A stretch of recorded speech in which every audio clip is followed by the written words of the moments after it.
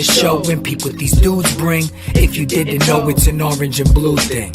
Hope to win the championship and a few rings. We're talking baseball. It's an orange and blue thing. Walk off if the game's tied like shoestrings. It's a Mets podcast, orange and blue thing. Beat the other team with defense and a few swings. LFGM, it's an orange and blue thing.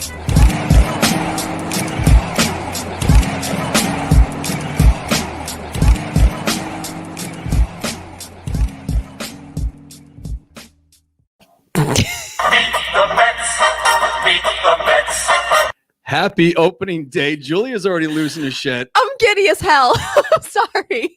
We got Mike Piazza joining the program in just a little bit. This is Orange and Blue Thing. It is opening day part 2. Obviously, we all know what happened last weekend in D.C. Whose fault was it? Who cares? It could happen to anyone. Right. Unfortunately, that is the nature of what this world is these days. As Mets fans, of course, we want to just bash the Trashionals and say, hey, it's all their fault. But absolutely, it could happen to anyone, especially now that these guys are traveling. I know. You really do have to consider that. We got through spring training pretty much unscathed. Yeah. I don't think there were many hiccups, at least for the Mets. But it is what it is. Yeah. So it's fine. It's fine. It's all good. And you know what? Now we didn't have to listen to friggin' ESPN. So we get Gary, Keith, and Ron tonight. It's all good. That was the only bright side of the entire fiasco of, and it was also the highs and the lows. Like Thursday night, was it Thursday night? Wednesday night, Lindor signed his extension with the Mets at like 11 p.m. You had texted me like, wake up. I was like, wake up, post the shirt. Post a t-shirt. If you haven't seen it yet, Mr. Smile t-shirt went on sale the next morning. I already had it like queued up. It was ready to go with the rest of the drop. So I was up. I was getting my work in order for that evening and for the next day. But yeah, so at midnight, they announced the whole Lindor extension. And by noon the next day, opening day was canceled. And what was really cruel about all of it was that Thursday was April Fool's Day. So there was like everything that came out. There was the first time like, wait, is this a joke? I texted Kelly. She didn't believe me. Yeah. Yeah. So, so the highs and lows, the Mets roller coaster keeps on chugging along. And that's what happened on Thursday. But, it was weird, or it kind of sucked too, because usually Easter, you're thinking like you do spend time with your family. We talked about it, how many Easters have there been where there was no Mets games? And it's been a while. I mean, it was a few years ago. Maybe there was one. I think you said 2016. Yeah, the season hadn't started. It was an earlier Easter. So normally Easter weekend, you're thinking baseball. You're thinking right around opening day-ish time. And this weekend, we got to watch every other fan base get excited about their teams except us. But today, we have something that no one else in baseball has. I'm ready. We have opening day and no one else does. Oh. It's going to be something more dramatic. Because the Nationals aren't playing today either. I know. They canceled today. They're going to start their season tomorrow. So the Mets have something that no other baseball fan has. That is true. In baseball. It's going to be kind of a little anticlimactic though, because the Phillies obviously have already had their opening day. So there's not going to be any like starting lineups or anything. No ceremonies and stuff. We're just you know what? And it's kind of like, let's get to business. And because it's the same thing too. We talked about it last week. They don't normally have the day off after opening day for the fans to nurse their hangovers. It's to make up rainouts and stuff like that. Right. So once the Mets start tonight, it's off and running. So they got today, tomorrow, and Wednesday in Philly, Thursday at home. So Friday is off because that's scheduled off day in between, and then it's going down. So it's how many games we're going to get to go to? I have no idea. We'll be there on Thursday. We both will be there on Thursday. I'll be there Thursday, and I bought three tickets next week for Monday, Tuesday, and Thursday. Yeah. How'd you do that? Mets.com, where they open up their pick. Really? I trust TickPick with my life. That's where I ended up getting my opening day tickets. It was before everything was going on sale for all the season ticket holders. I was like, you know what? I know some people have already bought. Let me just check to see if anything was up. And I got two tickets that my credit paid for completely. Wow. So I've been checking that every day. And I did Monday, Tuesday night. And then Thursday, I believe, and I could be wrong, but I'm assuming they will skip Lucchese's start. And because there's an off day. So DeGrom is on normal rest. And Thursday, I believe, should be DeGrom's first start. And it's a day game. Yeah, it's so difficult for you to go to all these games. You're going to get tested every day. Yeah, I'm going to get rapids every morning. Because we were talking about that. Which is fine. That's good health. Yeah, we have our little group chat we have with some friends of ours. And we were talking about panic texting this morning. Like, I went in for a haircut and I came out to like Actually, you know what? I came out to 31 texts. Which is crazy. Love it. That's no BS. I came up to 31 text. I even said no, but Piazza's number. Come on, Lizzie behind the scenes here. So anyway, you guys were texting back and forth, but I have a schedule. Actually, we don't even have a scheduled test on Thursday. We're gonna go in. It's a Thursday morning. If I can't get a rapid on a Thursday morning, then I deserve whatever pain comes my way. We were talking about it too, like the Mets requirements. If you haven't seen yet, go to Mets.com or search Safe at Citi because there's a bunch of stuff on there you guys are going to want to know about before you go to the game on Thursday. You can't wear gaiters. It has to be an actual face mask, a bunch of stuff on there. So go to Safe at Citi. But the requirements on there are a PCR test within 3 days. Yeah. But when you call these places about PCR tests, they don't guarantee the results in 3 days. It's 3 to 5. All of the PCRs I've gotten since it started, which would mean you have to go today. 4 to 5 days to come back. I am going to go after this today, just as like a backup to be sure. But I'm really banking on the rapid the morning of as being that's my what we're concrete. doing. We're dropping Amelia off to school. We're going to get the rapid test, and then not essentially, but normally we tailgate before opening day, and we saw this. Did get a direct message from Mike Piazza. Want to double check. He has the link. He will be on shortly. Excellent. Julia's nervous here. I'm freaking out. But it's so we talked about it last week about tailgating, and I just wanted to double check because it usually says no Mets tailgating all the time. So I wanted to make sure what that meant. Are they just going by the rules of what they used to do, where they don't promote tailgating, but they kind of let us anyway? And I've been told the rules basically start in the parking lot. So not every lot's going to be open. There's only 8,000 fans going. So I texted a buddy of mine that works with the Mets pretty high up. He wrote back, pushing everyone to the main campus, lots B, C, D, E, and F. And the NYPD will be preventing tailgating. And they're basically treating all their social distancing rules that starts in the parking lot. Yeah. So anything you see on Safe at Citi will apply to the parking lot. Second you're on city grounds. Don't plan on bringing grills and having big tailgates. Let's just follow the rules. Everyone follow the rules. Get through April, and hopefully things start getting lifted a little bit as we go towards May and people get vaccinated. And if they want to get vaccinated or don't want to get vaccinated, that's their decision. Like Conforto said yesterday. We will get to that a little bit later on. We do have Mike Piazza joining us in just a little bit, but we actually, before we start, because I want to make sure we get all this in before we get started. Forget. My Coors Lights for tonight are already on. Well, they're not on ice. I have a beer fridge in our bar. Perfect. So the Coors Lights are already getting chilled. I don't, so I will have to Instacart later. Yeah, to get you them will sent have to to my house. Instacart or Drizly. But my Coors Lights are definitely nice and cold, ready for me for tonight when I get home. I was going to crack one now, but do it. I think I got a couple. I have too many things to do this afternoon. I can't really start my pregame at noon for the 7 p.m. game. So hit up Drizly or Instacart. I actually typed in here today in honor of our guest in the address on Drizly as Piazza Drive. Yes. So I typed in Piazza Drive. You can type in anywhere you live. Love it. Type in Coors Light, pick up your beers, get them delivered to your house or wherever you may be. And it's super, super simple. You use Instacart. Instacart. I've used Drizly before. They deliver same day. Yeah, it's awesome. So if you guys aren't prepped yet for work, not for work. If you're not prepped up yet for opening night, could be work. And you're at work right now, is what I meant to say. Yeah. Get your delivery in, have it delivered today, and get ready for tonight. Always remember to celebrate responsibly. Coors Brewing Company, Golden, Colorado. Our friends over at Coors Light. And you know what we're doing too?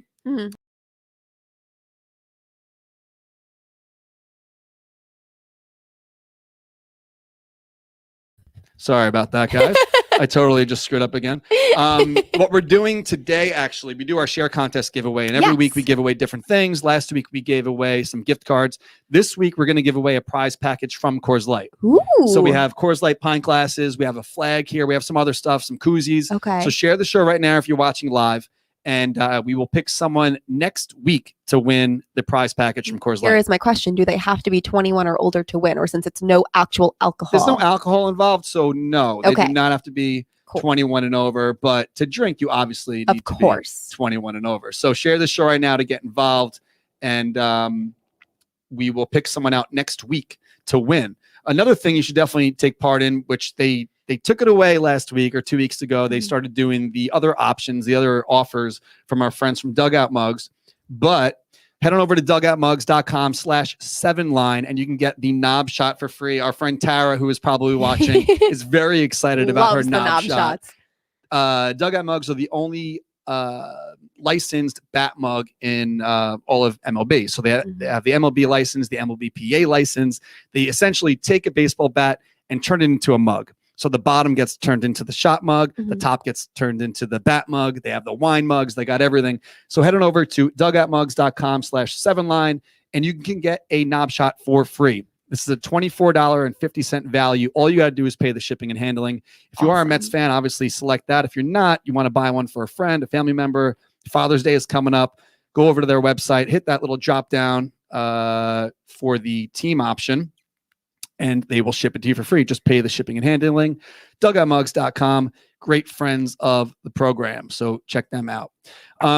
So yeah, Mike Piazza is going to be joining in a couple minutes now. Don't forget, guys, we are going to be doing a Q&A. So during the interview, we're going to get our questions in. Julie is very excited. She's got some great ones. We were going back and forth over the past couple of days. We are going to be pulling in your questions as well. Yes. So if you want direct access to Mike Piazza, which you may have thought were never going to be able to have before, me, Julia included, you can ask Mike a question. We'll pop it up. Your name will be on the screen, and Mike will answer your question. So, Julia, I know you have something here you're going to show Mike in a little bit, but are you more excited right now than you were for David Wright? It's not. I don't know if it's excitement. This is how I say is I have had enough interactions with David over the years that my brain has rationalized that he's a human being, right? Like he's not this, whatever. He is real. He's just a real person. Mike Piazza's not a real person to me. He's just this larger than life person I never thought I would meet, never thought I'd have access to in any way. And we're about to do this. So that's insane. You went to Cooperstown. I did. You're up at Cooperstown. I was there. I was at his Mets Hall of Fame ceremony, his jersey retirement, all the fun. I'm wearing the 7-line Which one was outing. that from? This was for the jersey retirement ceremony. Okay, it was after his July Hall of 30th, Fame. 2016. Yeah. Awesome. Yeah. So we'll have Mike joining in a couple minutes here, but we did talk about the COVID vaccines, and a few days ago, JD Davis came out and said he wasn't sure if he wanted to take it. Yesterday, Conforto was talking with the press, and he kind of had a similar tone. The Mets did make it known that once these guys get back to New York, they're all going to be eligible to get the shot if they want it.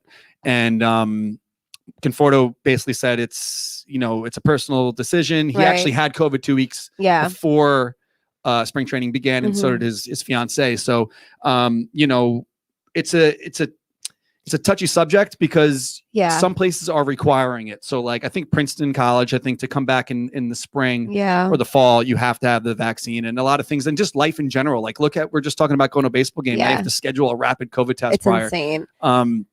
I mean, how do you feel about that? I obviously want everyone to do their part in helping us as a society get back to normal.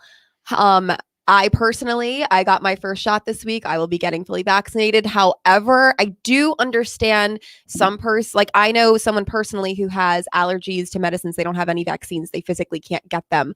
I don't think they should be shamed for not getting them. That's like a health choice. It is touchy because it's telling people what to do with their bodies. What makes this controversial is your decision does impact the people around you.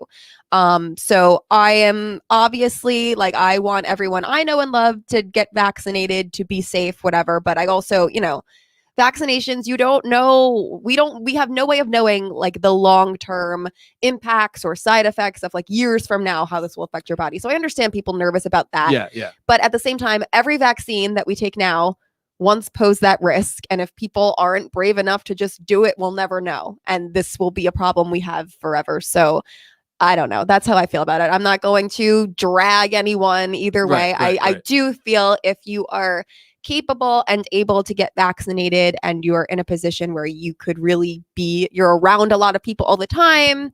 Yeah, I think if you can and you're comfortable, you should. The only people I know that are fully vaccinated so far are my parents because they're older. I had one shot. You've had one shot. So we're both hoping to be fully vaccinated by the Indarts wedding. So Andrew and Amanda are getting married on May 2nd. May 2nd? May 1st. May 1st. My anniversary is May 2nd. Yes. So there's a lot of dates to remember. Kelly's birthday's the end of this month. Our anniversary is a couple days later. And Amelia's is May too, right? May 11th. Yep. So we got a lot going on. Busy week. A lot of back-to-backs. We try to cram everything all in one. We do one celebration to kind of blanket over everything. Yeah, I think that's a good idea. You know who gets shafted? People who have December 23rd birthdays or something like that. That's my brother is December 27th. So he has lived that life of one big gift for 2 days.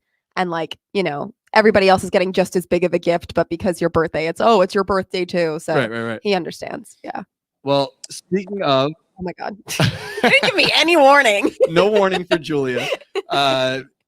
This man needs absolutely no introduction. If you're a Mets fan, you're obviously a Mets fan if you're watching this show. So this man really needs no introduction. In our 5 seasons doing Orange and Blue thing, he is now the only 2-time guest. It is Mr. Mike Piazza. How you doing, Mike? Hey guys, happy opening day. Happy opening day. Are you watching from, I was wondering, are you watching from, are you joining us from Florida? Or are you joining us from Italy? Correct. No, I'm in Florida right now.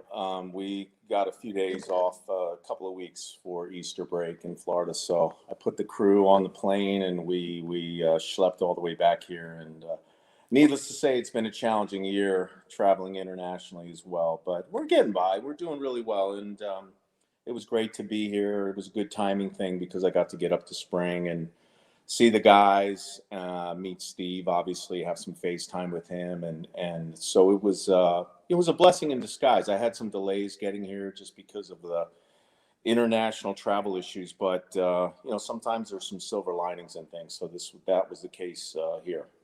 Well, we'd love to see you there. I mean, anytime you're in camp, I know like the internet lights up and Piazza's here, everyone gets excited. But speaking of excitement, I know you're a rock and roll guy, and I think you've been on numerous shows like Eddie Trunk and things like that. So I know it's a big fashion faux pas to usually wear like the band t-shirt to see the band.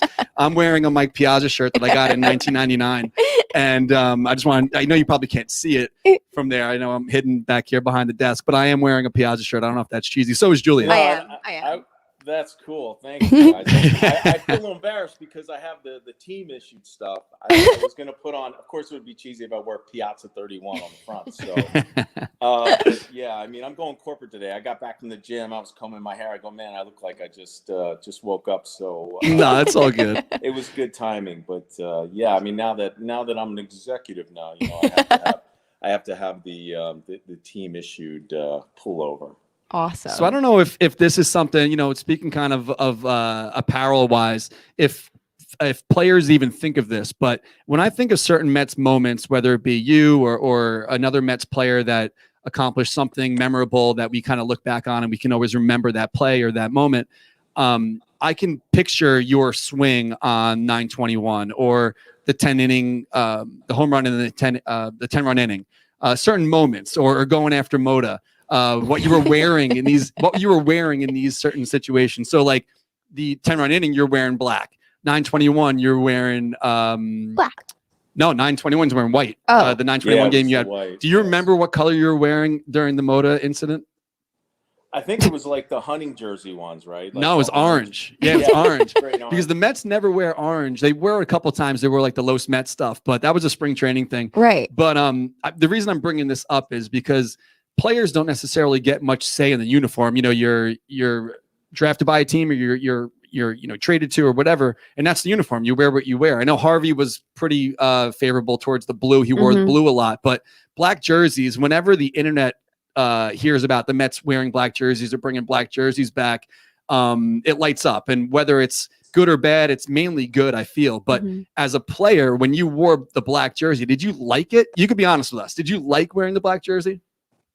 I got to be honest with you. When I first got to New York, I wasn't so much versed on the uniform history, how significant uniforms throughout history signified different things, different eras. And then I think it was 99. If you remember, they took the names off the back. We just had numbers. And I thought that was a little odd because I think at the time, there was always this sort of tit for tat, I guess, for lack of better words, with the Yankees. So we were like, what are we doing this for? And then the theory, the given or the believed theories that obviously we were emulating the Yankees because they didn't have names on the back of the jerseys.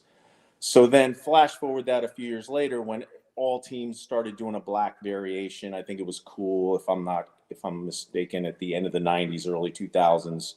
So, but truth be told, I really did enjoy it. I thought the blacks looked cool. I mean, I know it's an emotional topic for a lot of fans. That's why I kind of put out some tweets just to have fun with it, to see the real temperature. I mean, it's like you could ask about different things that are controversial, but when you get into the black jerseys, it's usually like maybe 60-40, 70-40 people like them. Then the people that hate them really hate them, and they're coming at you like you just insulted them or their family, and it's just pretty funny in a way. So.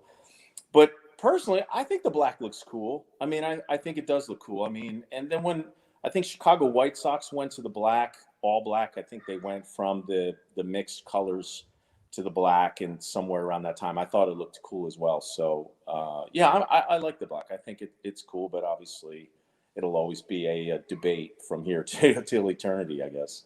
Yeah, totally. So, hi, Mike. Hi. Okay, I'm going to allow myself 30 seconds to fangirl here, and then I'm going to rein it in for the rest of the time. That's cool. Thank you. I'm a bit younger than Darren. I am 25. So when you came to the Mets, I was 3 years old. You are the reason I'm obsessed with baseball. I was your biggest fan. So much so, I feel the need to just share this story really quick as personal redemption for me. When you left the Mets, I was obviously devastated. So in 2006, we were going to see family in California, but we specifically flew into San Diego to go see a Padres game just so I could see you play. That was the only thing I wanted. I made this like magic marker sign in my San Diego Marriott hotel room. And all it said was, Mike Piazza's #1 fan is Julia Quadrino. Do I hold it up? Should I hold it up? Show it up. That was cool. Thank you. I still have it, but the tragic part, Mike, is so we get all the way there. I have my sign. I'm so excited. And I didn't play that night. It was your night off. Yeah. You didn't play. So if you look closely, Mike, you can literally see the marker is running because I was crying the whole night. And those are my tear stains that made the magic marker bleed. So to say that this is kind of a dream come true moment, you know what? If you had told me in 2006 one day I could, I don't know, Skype, FaceTime, whatever you want to call this, like Piazza, I think I'd be okay. But this moment means a lot to me. So if I'm giddy, that's why. And I just wanted to put that out there right off the bat. That's really kind. And the short version of that was that even though it was really hard and difficult to leave the Mets, everything that I had known about New York, I kind of knew that the team was going in a different direction. And I really thought it'd be best for everyone if we just parted ways at the time. And I believe two things. I mean, I think so many things in life are dictated with your attitude. And if you're positive about things, positive things get returned to you. So it was hard to leave. I mean, I went out there and I really, it was a good team. We had a lot of fun. And we won the division that year. Ironically, which would have been really weird, is that we ran into the Cardinals and they ended up winning the World Series. But then the Mets ran into the Cardinals. So if you could imagine how weird it would have been if San Diego and the Mets played for the league that year. That talk about hitting. I hit a few home runs when I returned, and people at the third, when I almost hit the third one, they were like, "Should we be clapping for this?" You know, I was there for that night. Yeah, I remember I took Eric Hillman, I think, to the warning track, and I just missed it. I would have been my third home run at Shea, and it would have been weird for a visiting player. Yeah, I was excited. I mean, I was there the night. I remember that vividly. Against Pedro. The Mets still, you know what it was? The Mets still won. So the Mets won 4-3. Yeah, you hit the 2 home runs. So I was happy to see you, but I was also happy the Mets won. So it was weird. Like, we're in the stands, we're cheering for you, but we want our team to win, you know? You came out for the curtain call. Was that your only curtain call on the road? No, I think they said it was one of the rare curtain calls at Shea for a visiting player. Technically I was a visiting player, but not really. But yeah, so that was cool. But yeah, getting back to that, you talk about what ifs and all those things, but what if we would have played for the league championship? That would have been really awkward in a way. So conflicting. It would have been weird, but we ran into the Cardinals, and the Cardinals ended up winning. Obviously, the Mets did as well, and they ended up winning the whole thing that year. So, but no, that was the special memory. I mean, everyone talks about which home run and all these other things, and those, I've had some really great moments in New York City.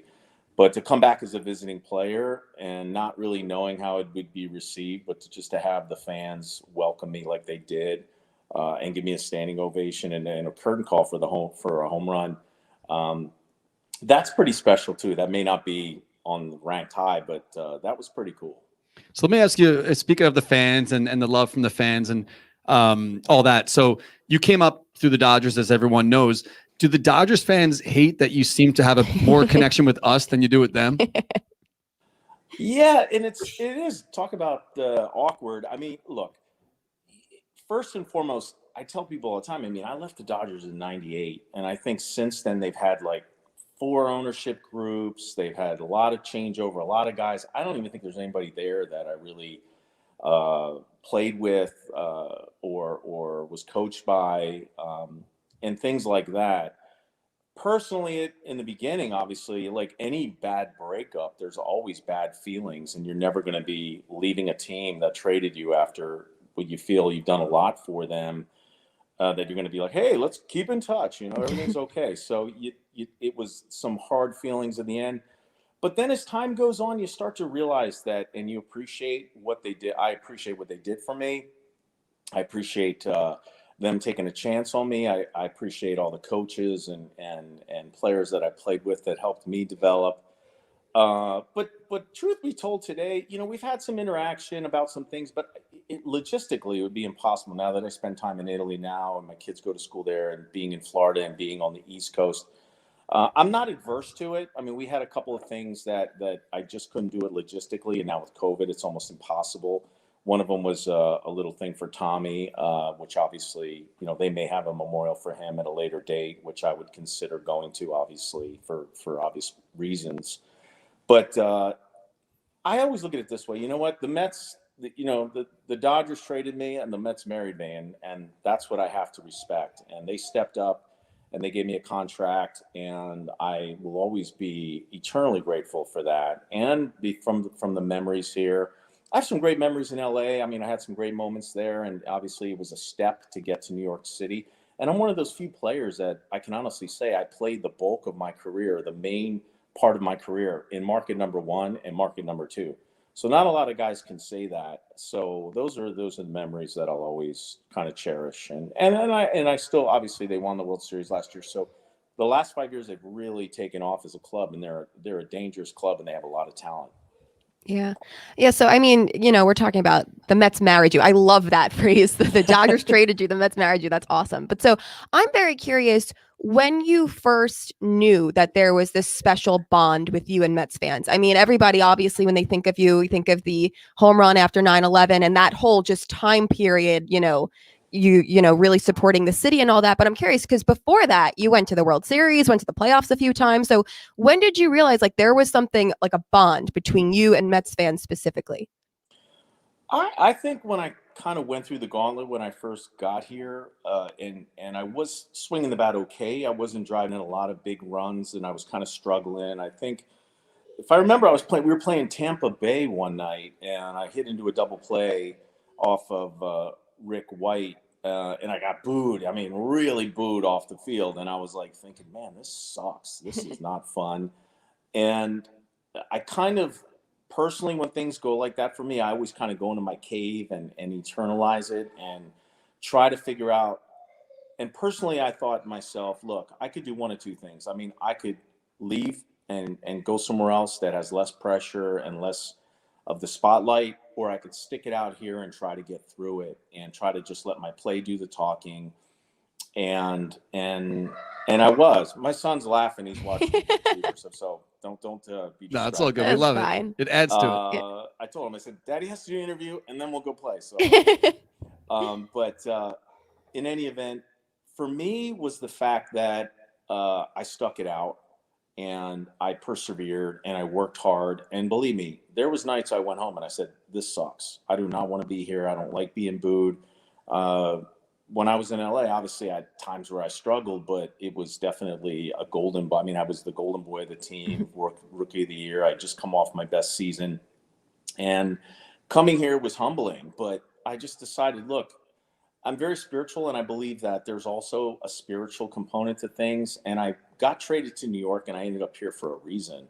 And I wanted to see that through. And fortunately, I did. I think I hit a big pinch hit double off Chuck McElroy to drive in some runs, and the fans were like going crazy. And then I saw a sign, I think we were negotiating. It said $100 million a bargain, which I thought was really cool.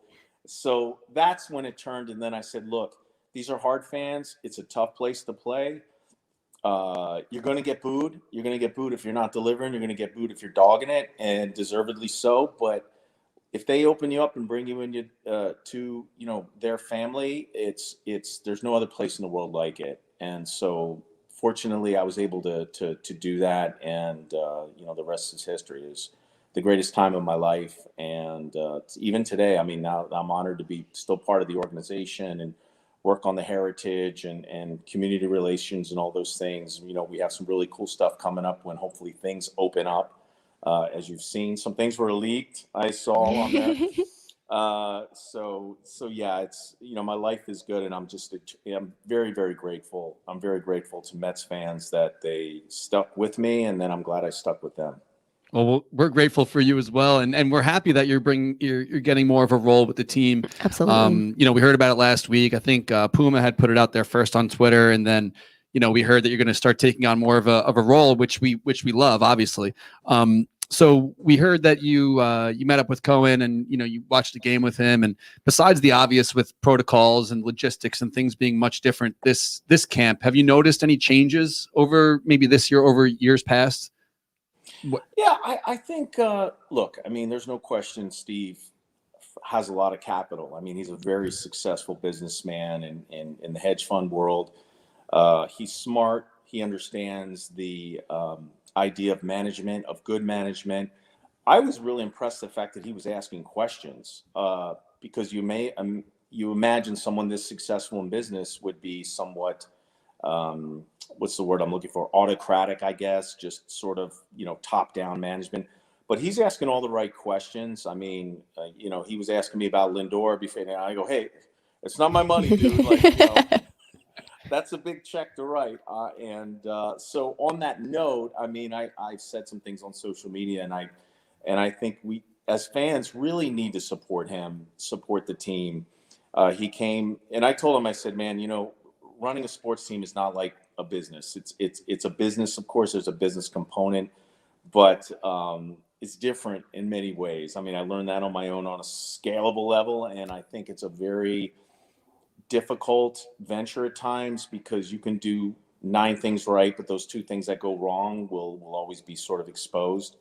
I think he's learning that quickly, and there will be a learning curve. I mean, he's a bright guy, but there's also you're going to make mistakes. Obviously, there were some hiccups in the beginning. I think he was very pragmatic about that, but the fans should really rest assured that you have a very smart, wealthy, passionate owner at the head of the ship. And we got to fight for the king. We have to support this team, and it's not perfect. Again, he told me, he goes, I'm mad we lost Bauer, and we tried to do some other things, and we tried to bring in, but it doesn't matter. This team is the team here. There's going to be obviously some incremental changes because of the rules of COVID and things like that, but I implore the fans, I'm asking them as a personal favor to support this team. There's going to be tough times. There's going to be losing streaks. There's going to be blown saves. There's going to be errors. That's part of baseball. But I mean, I think we need to kind of at least get in there and give this guy a break and let him really, and compliment him for what he's done, and still be Mets fans. If someone's dogging it or they're not delivering it, I have no problem with the boos. I mean, I think it builds character and it toughens you up. So, but I think Mets fans should be happy and rest assured that the team is in good hands. I love that. I love Mike. A personal favor to Mike Piazza. Everyone be nice to Steve Cohen. I love it. But speaking of Steve Cohen, and I mean this with no disrespect, he brought up Old Timers Day. The last time we saw you playing at Citi Field. No, you wouldn't? No, I'm just kidding. Okay. All right. I think it's funny you say Old Timers Day. I don't want to interrupt you at all. No, you're fine. But it's funny because, when I was a kid, it was something that, I don't know if it would be as romantic as watching a bunch of old guys running around there, like, with scar tissue. And, maybe when we were kids, it was kind of like cool. Now it's like maybe it might not have the same effect. So, of course, if there is an Old Timers Day, I'll be there. But excellent.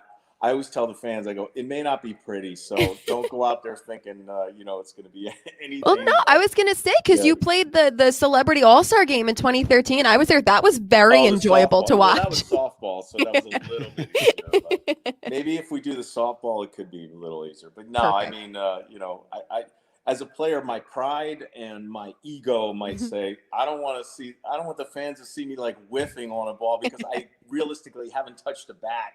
I mean, I touched a few at spring training, but as far as literally haven't taken BP in a decade.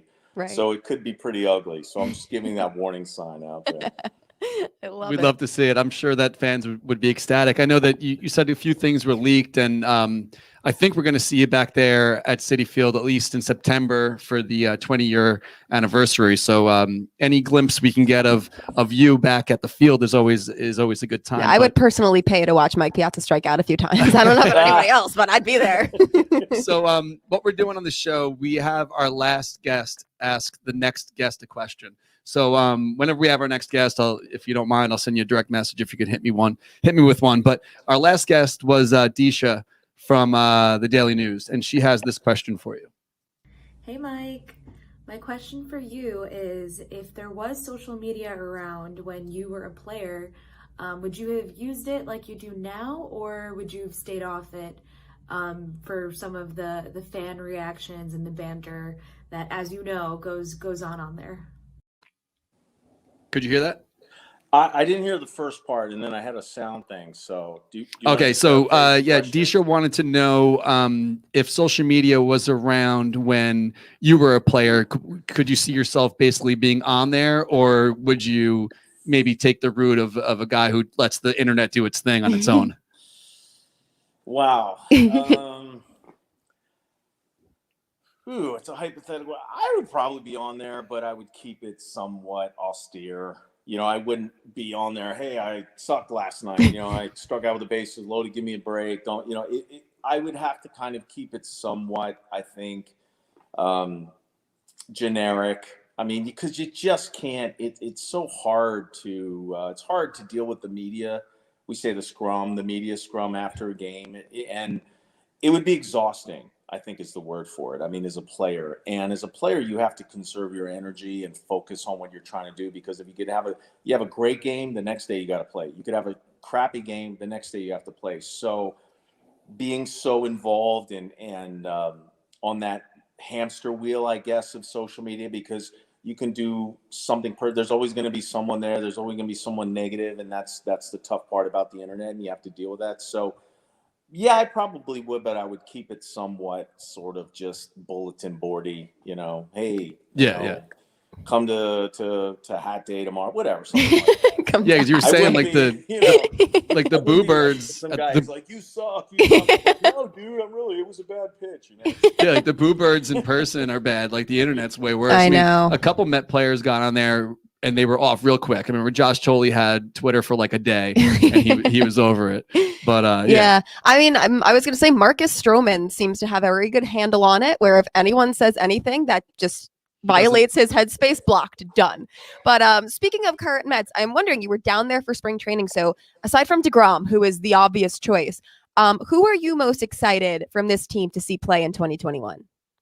Well, I think McCann for me, because he's the catcher, obviously, and it's a position that obviously I played and is really important to me. And I think it's important for a club to have solid leadership behind the plate. And look, Nito and these guys, they did a good job. I mean, obviously, there's been some changeover in the last few years, and but this kid's for real. I mean, I think this kid, he's a good kid. When I looked at him, I was like, dude, you're a lot bigger than I thought, and he's in shape. Obviously, he's been maturing every year through coming up through Detroit and obviously Chicago. So he's, I think, trending right. I mean, I think he's getting more mature. I think he's getting more experience. So, yeah, I mean, we had some really nice time, and it was just on the backfield talking about baseball, and he was asking me questions about guys that I played with and guys that I played against. And so he's a good kid. He's a super kid. So yeah, I mean, I was glad to catch up with Noah and Jake and all these guys and Mike and Polar Bear and all these guys. But generally, I'm impressed with him a lot. I mean, he's got a ways to go. He's going to have to, again, learn the deal of playing in New York. But I think the fans, should get behind this kid and support him, because he's a super guy. Yeah. So a quick follow-up question to that, because my second question was going to be, and I don't think McCann would be the answer for this one, was who of the current team would you have wanted to play with on your team? And obviously you're both catchers, so I don't think you'd want to be competing. So who else do you think, like, if you could have on your team in your starting lineup, hitting in the batting order with you, who would you want to play with? Well, as a catcher, I'd want to catch DeGrom, no question about it. I mean, I think no DeGrom. DeGrom's the easy answer, but that's fine. Well, that's fine. It's obvious. I'll even go Noah for me, because I always love power guys, and I think it's a big question mark. Obviously, he should be ready around June-ish. Hopefully, he'll be ready to take the bump and give us some quality innings. I mean, you have to be realistic, because of course it's a difficult procedure and injuries coming off of, but I look, I mean, for me, hitting wise, I always loved to catch, and I enjoyed catching guys. That was part of what I enjoyed. Hitting to me always was more sort of natural and not so much sort of into the pure statistics and everything like that. So I wanted a guy to go out there and give me a 2.5 hour game. You know what I mean? Because I knew I had to play tomorrow. So I was like, dude, let's just like throw strikes, let the guys catch the ball, and let's get them tomorrow. Hopefully throw a few runs up and win. And so, yeah, I mean, the pitching, obviously. And then the bullpen is interesting. I mean, there's some interesting guys down there, some interesting stories. And look, the bullpen's a question on every club. I mean, injuries and things like that can come into play. So I hope this team, again, is able to kind of find its space and get something going. But it's a very compelling story. It's going to be interesting. I think they're going to be okay. So it's wild that we're actually only a few days away from getting ourselves into the ballpark for what's been a year and a half now since the last time we've been at Citi Field. So this was actually announced last year, and I guess we just didn't realize it because the world shut down and we didn't get to go. But as fans were going to the ballpark this year to get their vaccines, they noticed that one of the clubs was rebranded. So now the Piazza 31 club at Citi Field is there with the True Vodka. Can you tell us a little bit more about the vodka and the club? Yeah, we had a little bit of a glitch on the name. We were trying if it was like True 31 Club or Piazza 31 Club or things like that with True Vodka. Yeah, I did this venture with True Vodka. It's an Italian-made winter wheat vodka. It's made up in Alto Adige in a town called Bassano di Grappa. And look, I mean, I think there's a lot of really good vodkas out there. I'm not a massive vodka drinker. I love Bloody Marys, and I love just a vodka with a twist occasionally but I also enjoy wine, scotch, and other spirits. But the reason why I did vodka is because obviously this is an Italian vodka.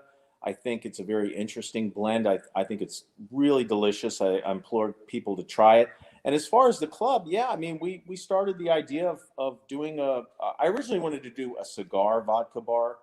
And then, they told me, well, technically you need a permit to have a cigar bar because I'm a cigar smoker. I do enjoy cigars. So I was like, okay, let's try this again. And we just got together and we found, the space became available. And the guys, Vinny Cortona is downtown in New York, who started True Vodka, and we now doing this joint venture, and the Mets have been amazing in opening the space for us. So as soon as right now, though, we're not going to open until we could get 50% capacity. Okay. So obviously, hopefully it's in a few months. I mean, we pray it is. So when that's the case, you'll be the first to know. We're going to do some really cool events there and some mixers and some Q&As, and we're going to drink responsibly, but excessively. No, I'm kidding. And we're going to have a good time. So, I mean, no, it's going to be a fun thing, and it's a great connection for me, and I'm looking forward to it. And it's going to be a lot of fun. So I'm looking forward to seeing you guys there. What's great too. I was saying anytime we can get you at the ballpark is a great thing, but also when the ballpark first opened, I don't know if you remember, the walls were black. Like there was not much Mets imagery around the ballpark. The home run apple was hidden in the bullpen gate. It wasn't even in the front of the building. So a lot of things have changed. So to have more, not only Mets players, but the graphics and the imagery and the feel of it being more home is great. So for you to have your own club in the ballpark now is a home run. And you made a great point. And I think, well, that's kind of one of the reasons, one of my duties with the team is initially when I retired and the Mets and generally every team had this feeling about, yeah, we want to embrace our heritage. Yes, we want to embrace our history, but we don't want it to take away from the present guys, the present day team. We want them to go out and form their own identity and their own memories with the fans. But then we you know what? Fans love history. Baseball is history and heritage. And you can celebrate the history and celebrate the great players of the past years and embrace the guys from the present. There's a balance there, of course. But so you made a great point. And that's one thing, Steve, growing up a Mets fan and embracing the history and the heritage. And I've pushed this before. MetsHeritage.com is a space that we curated for all the authentic memorabilia from years past, programs from the first years in the 60s and the 70s, obviously the 80s teams. So we're going to be 100 miles an hour about the past and celebrating the past teams, but embracing the present day guys as well and their identity. So that's, like I said, that's the balance I'm trying to strike. And, as I mentioned before, without giving away too many details, we're going to have some cool things about the heritage and the history of the club this year. But nothing would make me more happy for this team to be a playoff team that goes deep into the playoffs and make their own memories as well. Love it. No arguments there. But you're talking about heritage, and you flaunted that beautiful Italian accent before. Talking about Italian vodka. I have a kind of funny question. My brother's fiance, Chrissy. Hi, Chrissy. She wants to know, now that you have lived in Italy, you've immersed yourself in authentic Italian cuisine, where is the best place to get Italian food in New York? Oh, man. Well, I haven't been to the city recently for obvious reasons, right, just because of the travel restrictions. What are my restaurants in New York? Well, there's Michael White's place, Maria, which is on the Central Park South. A little expensive. No, it's pretty high end, but it's a special occasion place. There's another place, I think it's on the east side. It's called San Pietro. The guy is actually from, I believe he's from Anzio, actually, which is a small town south of Rome. He's got really good seafood there. Ristorante San Pietro. Pizza, there's some great pizza in Soho now. Well, if you would have known me, if you would have told me before, I could have been able to research a few of the places. There's Bricco, we'll just have to get you back again. There's a small place called Bricco on 57th, I think, just west of 10th Avenue, kind of in the Columbus Circle area, which is really, again, not very flashy, but just good, simple Italian food, good cheese, good wine, flatbread pizza. So, I mean, look, I'm sure there's been some places opening up since the last time I was in the city. Sure. But so I look forward to re-exploring, and I'll give you a report, though. Excellent. Awesome. Yeah. Chrissy, I hope you took notes, because that was a lot. It was great. Thank you.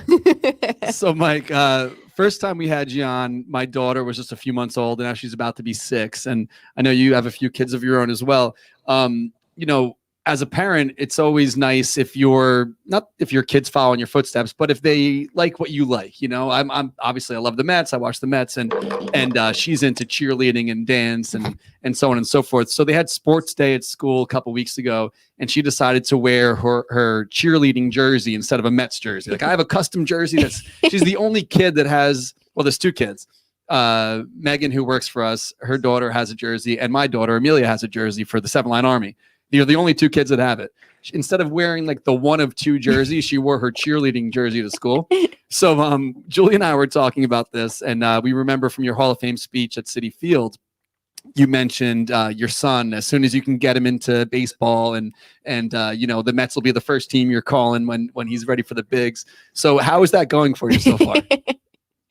Well, ironically, living in Italy, and we've had some restrictions, obviously, from COVID and some lockdowns, but he right now is playing soccer. I mean, he's a defensive wizard, and he's funny because in soccer in Italy, they're serious, and he speaks very good Italian now, but the way he describes it to me, he's like, "Dad, that coach was yelling at me." I was like, "Good, yeah, let him yell at you," because he was, he says, the way they always have this, and he's got the hands down. He's like, die, goodbye. And so he has all the emotions and the talking with the hands down, with the hands and things like that. But I don't know. I'm pitching to him a little bit now. I mean, I have a bat and some balls over there and a couple of gloves. So I've been working with him. He's got good hand-eye coordination. I mean, he's 7. I know kids start really early here. I don't know if I'm going to be able to put him in a league, but right now he looks like a soccer star. So it could be Team Italy and Team USA fighting for him in the World Cup, maybe in about 10 years. So he's defense. He's really serious, and he's a good passer. He handles the ball pretty well. He's tough. I'm objective. I'm not like, my kid is the greatest. He's definitely tough. He'll throw a hip in you. And a couple of kids in Italy we say are fragile, which means They're a little soft. So he throws the hips around, and he's a tough guy. So he's more defense orientated. He's not as flashy. He's not a bomber. They say bomber in Italy means striker. So he's more midfield kind of defensore. And but he likes it. It's good for him that he's running around. So, but I'm going to slowly continue to fold him in the baseball. So right now he's looking like a soccer guy. Perfect. So you mentioned actually Team Italy. And so I believe I have a friend who actually played for Team Italy in the World Baseball Classic a couple years ago. And he was curious. I believe before everything got shut down, you had plans to coach with Team Italy. So if that happens again, would you jump right back in there? Good question. The Classic was supposed to be this spring, actually, but obviously they pushed it back to 23. I don't even know where I'm going to be in 2023, so I'll take it 1 year at a time. But we do have a tournament in Piemonte, in Torino, in September. It's a European championship, so I'll be dealing mainly with the guys that would possibly come to the Classic, maybe 4 or 5 of them, not all of them. So the group ages will be primarily 18 to 27, 28, a few guys in their 30s to round out the team. But there's a European Championship in Torino in September, and actually I'm going to miss the first game because it does start actually on September 11th. So I'm going to come back real quick, obviously, for the September 11th game at Citi in September, and then the next day I'm going to go right back to Italy for that tournament. I have some really good assistant coaches that are going to handle the first game. We'll probably fortunately be playing somebody like Bulgaria or something like that, so hopefully the game won't be too difficult. But then after that, it's I think 14-team tournament, so it's my first actually managerial debut. Awesome. So if anybody's in Italy at that time and you just want to see a little ball, you may want to get on the train and come up to Torino. It could be interesting. Love it. Yeah, you never know. We got people watching from all over the globe right now. So we are live on Facebook, YouTube, and Periscope, aka Twitter. And we're asking some fans for some questions here. And we got one here from Tim Riley, who wants to know, when Robin Ventura did his imitation of you during the rain delay at Yankee Stadium, was that spur of the moment, or had he done something similar in the past? Definitely spur of the moment, because if I would have seen him grab my jersey and ran, I wouldn't have let him do it. Because I just remember in the clubhouse, someone was during the rain delay, obviously, and I heard someone say, do you have an extra jersey? I was like, what? For what? And then it might have been Pratty or someone that grabbed it and ran it down to Robin, and then he did the whole, Casey at the bat thing, and you know what they say, imitation is the most sincere form of flattery. So I was laughing about it. It was probably, he's definitely a lot faster than me when he was running. So that's one thing maybe you could have told it wasn't me. But the funniest thing about that, if you don't remember, that Michael Kay, I think, was on the Yankees radio show going, "What's Piazza doing? He's going to get hurt. How dare he do this?" So he even fooled Michael Kay, and I'm sitting there listening to this crap on the radio. I'm like, what? It's not even me. So yeah, that was pretty cute. That's cool. Awesome. So we got another one here from user Then Came the Eighth on Twitter. Hey, Mike, do you still play the drums, and any bands you're listening to these days? Ooh. Yeah, I do still play the drums. I was just up there visiting. My mom and dad still live in Valley Forge, PA, and I have a couple of kits set up there. I have a Bonham kit, like an old 70s Vista Light. It's called Amber kit. The old Song Remains the Same kit. I don't play as much as I would like to. We move so much. I want to do like an electronic set. Maybe these new electronic sets are really cool. Obviously, they're a lot more quiet than drums. And as far as any bands, I listen. My kids are funny. They've listened to a lot of my music, which is cool. I listen to classic 80s metal, a lot of 70s rock. And my kids listen to the new bands, which I'm not really versed in. But what am I listening to? I still listen to Zakk Wylde, BLS, Van Halen. Obviously, we lost Eddie last year, so that was very sad for all the 70s hard rock and metal guys. I love the internet because you can go on YouTube and watch a classic concert from the 70s and things like that. But my kids are cool. You know, my kids really like the bands that I listen, and I try to get into their bands. My daughter, 14, is into the Korean guys, BTS. BTS. So she's Yes. like, Daddy, can we go to Seoul and go? I'm like, what? So she's into BTS. So if they're listening, guys, you know, my daughter's a major fan, and she's swooning and fainting over the pictures. She's got the stickers on her computer and all that stuff. So yeah, I'm. But I don't, you know, I don't know what they sing. I'll have to get into them a little bit more. So we got one more here from the fans. This one is from Seamus Kunain. I don't know if I'm saying that correct. Do you regret dyeing your hair blonde? Oh, wow. We knew we had to ask something about the blonde hair before this interview was over. I sound like my daughter because my daughter says when I ask my dad a question, I get a lecture. So when I get a question, I'm not going to. The short version is, do I regret? It was painful. I didn't realize that bleach hurt that much. And then, of course, you have to go through it 3 times because it looks like a canary yellow, and then it turns like Snow White, and then they have to tone it to get it. But I did it for fun. And the next day at Wrigley Field, I took Kerry Wood deep, my first at bat. So just the fact that I took him deep into the basket, I would have done it again. And then by the time September rolled around, it was growing out. So I had the frosted tips. It was fun. But it definitely hurt a lot more than I thought. I kind of had a lot more respect for the ladies that do it. Yeah, I don't know if you remember in 2016, it was a thing where like the Mets were all bleaching their hair. Yeah. I don't know why they started doing it. They brought it back. Or who did it first, but then the fans started doing it. It was pretty cool. Everyone was going blonde. Actually, you know, I got it done in Chicago. I forget the salon's name in Chicago, and David Wells actually came in there when I was, and he was literally, because I don't know who he was with at the time, but the American League team was either coming or going or whatnot, and he was in shock. So he was one of the first guys to see it. It was pretty funny. That's awesome. So before we let you go, I got a couple images here saved, and I wanted to show you something because I'd never seen this clip before until last season. And then I guess it happened during the 1995 season, maybe during the that was maybe during the strike, actually. 1994. Okay. So you were on an episode of Baywatch. So I wanted to know if you weren't a baseball player, did you like picture yourself being this Hollywood star? But what was your other route if baseball wasn't it?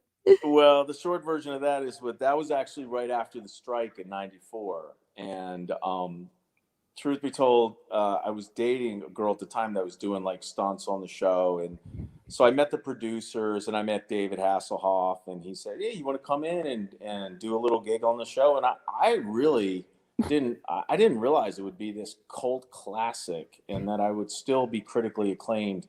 My acting skills would still be remembered up until this day, you know, almost 30 years later. So, I mean, maybe from, like they say, no, all publicity is good publicity type of thing, I would definitely do it again. But I would have expanded my role a little bit. And I got to meet Pam. Obviously, she looks great. And that was in the heyday of Baywatch.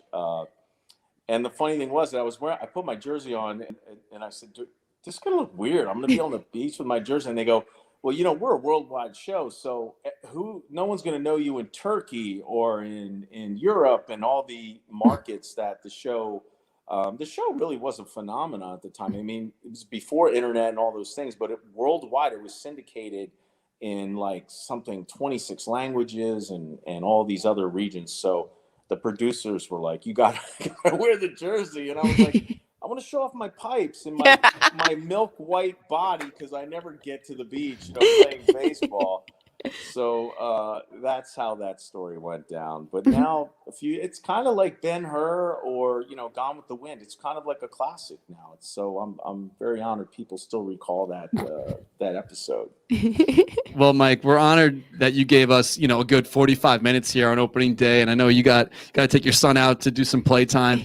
So we appreciate it. I mean, and I said you're the first 2-time guest ever on Orange and Blue Thing. And I appreciate you taking the time. You're always so cool with us. And, my you know, I'm super appreciative.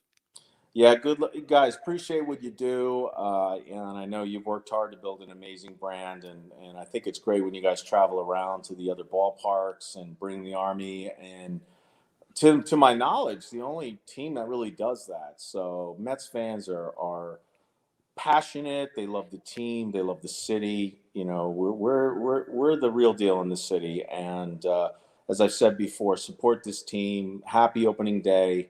Let's try this again. Part deux, we say. So God bless you guys. And again, I love what you do. And I'll be in touch. So I look forward to seeing you at the stadium soon. Thanks so much, Mike. Appreciate it. Ciao, guys. Bye. Ciao. You're great. How was that? My heart rate since I walked in the door.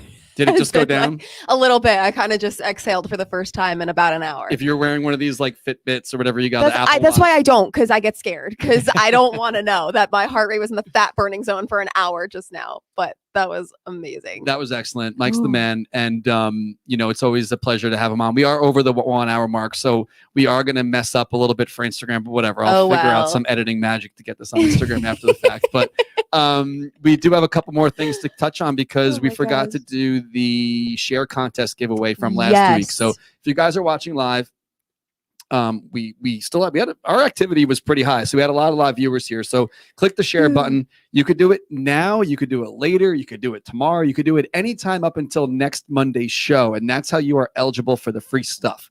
So if you are a listener on iTunes, Google Play, Stitcher, TuneIn, whatever, we don't give away anything on that avenue, but you can then pop on over, share the show, and get involved in the contest giveaways. My screen actually post it on your wall. The soundboard was idle for too long. It was too long. Snap it to the chat. So post the show, share the show, get involved. And last week's winners on Facebook are Billy Hansen. Woo! And on Twitter, it's Mr. Ferdinand. Woo! MRF, the number 3.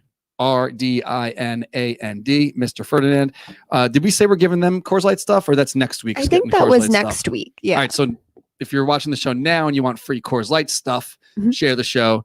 And the winners from last week will then get gift cards for the Seven Lines website. So opening night is tonight. Oh my God. I can't even believe after all that, now we have real baseball tonight. Besides, partaking in some Coors Lights, what do you have planned for tonight?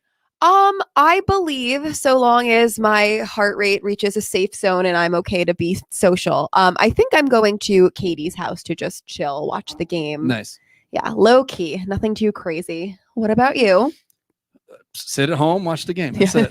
I don't really do anything. That's life. And I mean, it's also a Monday? Yeah. It's a Monday. But who cares what day of the week it is when it's opening day? Exactly. It doesn't really feel real to me yet. No, to me, today has always been about like we're interviewing Mike Piazza, and then it just happened to also end up being opening day. So like that hasn't even really registered yet that I'm going to watch baseball later. We do have baseball to watch. Oh, by the way, did you see the Bartolo commercial? Oh my God, I did. Speaking of cameos. Yeah. I'm pretty sure he played every single role in that. He did. If you haven't seen it yet, just go into Twitter. It's pure magic. magic. I think it's like a Jim Beam commercial or something. And it was excellent. So definitely go check that out. Google it or search on Twitter. We do have to give a shout out to our friends at Project Repat. Yes. As Mike said, we normally travel and go on the road and we sell thousands of t-shirts a year, whether it be through the website or from our outings. And a lot of people don't have anything to do with their old shirts, whether maybe they caught a hole in it, maybe they gained weight, maybe they lost weight, maybe they got the COVID-20, whatever they call it. Remember, it was the freshman 15? The COVID-20. Is that a thing? I guess. Should it be the COVID-19? Yeah, but freshman 20 15, the number. COVID-15, whatever it is. You probably have some extra shirts lying around, whether you do like the benefit walks or whatever. Right. Maybe you're on some teams as a kid, you saved your jerseys, whatever it may be. Head on over to Project Repat USA. That is their Instagram name. The website is projectrepat.com. And they got something really cool going on right now. So all you have to do is follow their account on Instagram, and that makes you eligible to win a free t-shirt quilt. They take the t-shirts or the jerseys or any garment you have this favorite polo shirt, for instance. They cut it into squares. You can pick out which layout you want, what size you want. They sew it all together and turn it into a quilt. Very cool, very awesome. And they are going to be giving away one for free each month of the season. All you have to do is follow their account to be eligible, but the way they're going to select the winner is if you have a Mets related profile photo. So wear some orange and blue, something Mets related in your profile photo. I know that's kind of a pain if you don't already have that. And some people are very like particular with their profile photo. Profile picture needs to be something specific. But if you want some free stuff, this is the way to do it. I think it's and you know what they do anyway? Like if you don't want to partake in this, you can just go to projectrepat.com. They have so many different offers on their website. So like, you know, discount codes and so on and so forth. It just, they have things where you get yourself involved in their mailing list, for instance, and you get a free discount code. Right. So head on over projectrepat.com. Great friends of the show. And a lot of our friends have used their service over the years. So it's pretty much a marriage made in heaven for us to work together. What was Mike's? The Dodgers traded me. The Mets married me. Dodgers traded me. Mets married. It's so good. People were writing in the comments that needs to be a T-shirt. It does. I love it. Yeah, it's so but I good. can't write Dodgers on a shirt. Put like an asterisk. It's fine. I don't have the license. Okay, I'll tell MLB you said that. I said it's fine. I don't have the rights to Dodger stuff, so unfortunately I can't so do good, that. But again, opening day, get your Coors Lights. Of course, celebrate responsibly. Head on over to dugoutmugs.com/the7line. Dugoutmugs.com/7line. Number 7 LINE. And you can get a free knob shot. And don't forget about Project Repat. So opening night tonight, opening day Thursday. Let's go. I got tickets. I don't know if I said that before, but Julia's going to be there. I will be there. It's not going to really feel like an outing, but who cares? It's going to be a baseball game. You're in a baseball stadium. It's fine. And that's it. Oh,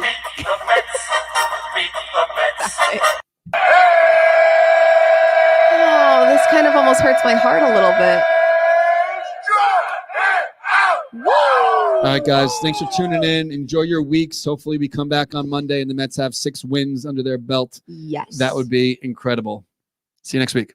Bye. Put it in the box. Put it in the